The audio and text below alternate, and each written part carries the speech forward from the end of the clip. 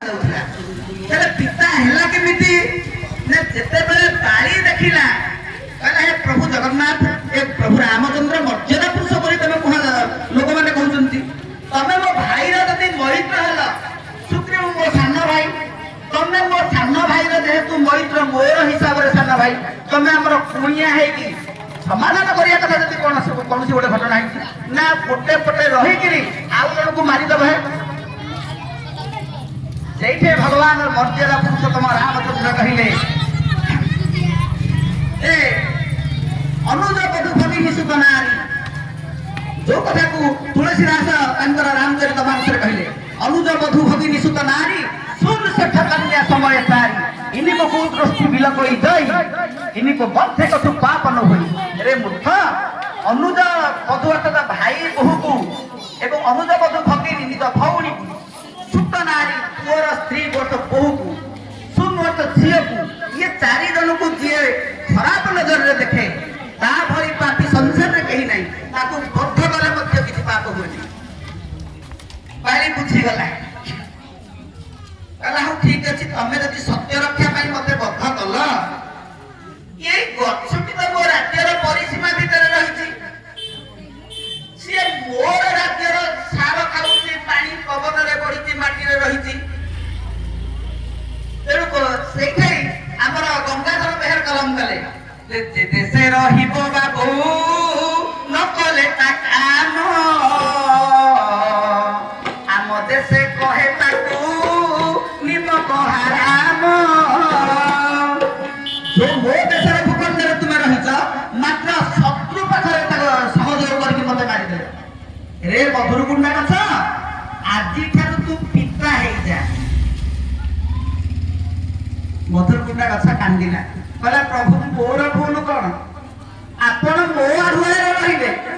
आपण शत्रु को संहार कले किंतु राजा मते अभिशाप दउछन्ति सेठी रामचंद्र हसिले कहले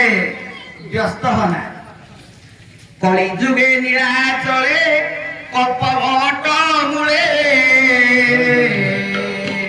भाई भौणी को नहीं रहिबी सरियाले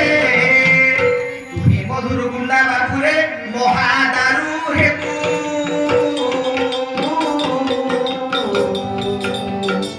दारु ब्रह्म संजोगरे जाले पाइबु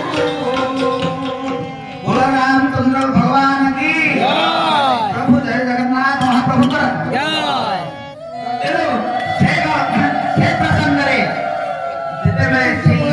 दारु सहित ब्रह्मकर संजोग घटी से क्षेत्र में आमे आज भगवान को पूजा करूँ से दारु दिन भाव जहाँ आम गहन वर्तमान आसी ओडिशार स्वनामधन्य लेखक कवि गाल्पिक औपन्यासिक नाट्यकार छात्र शिक्षक तथा अंतर्जातीय चारण गोष्ठी पुरीर युग्म साधारण संपादक श्रीयुक्त सुरेश चंद्र बराड़ा आम गहन उपस्थित आज हूँ महाप्रभु जगन्नाथ ये महिमा को प्रचार प्रसार करने निमित्त गोटे वेबिनार थिला बोध हुए वेबिनार मध्य चली से तार संयोजक अछंती और परिचालक मध्य अछंती आम घर उपस्थित जो आमर जो भूतिया साहू आमर मौसा अछंती तांकर ए द्वादशाह निमित्त एठा जो सत्संग आयोजन करा जायछि तांकर आत्मा शांति पाइबो काहेकि ना गोटे छोटिया गपटिया कहि देबी जे गोटे बुढ़ीटिए थिला ता घरे चाकर चाकराणी अनेक थिले से गाँ को जड़े साधु आसिथिले साधु तपस्या करूछन्ती जे आत्मा अमर तत्व ऊपर जे प्राणी देहरु आत्मा छाड़ी गला परे शास्त्र कहूची नैनं दहति पावकः नैन दहति पावकः न शोषयति मारुत जाको पवन सुसी पारे नहीं अग्नि दग्ध करि पारे नहीं पानी रे बुड़े नहीं अस्त्र रे छिड़े नहीं से आत्मा अविनाशी मात्र से जाउची पड़े दीटा गति अछि गोटे स्वर्ग गति गोटे नरक गति बाबाजी साधना करी करी करी करी ए तत्वर मूल कोठी चूल कोठी आदि कोन अंत कोन खिय पाउलथन भिक्षा करिया पे आसी जंती जेते बेले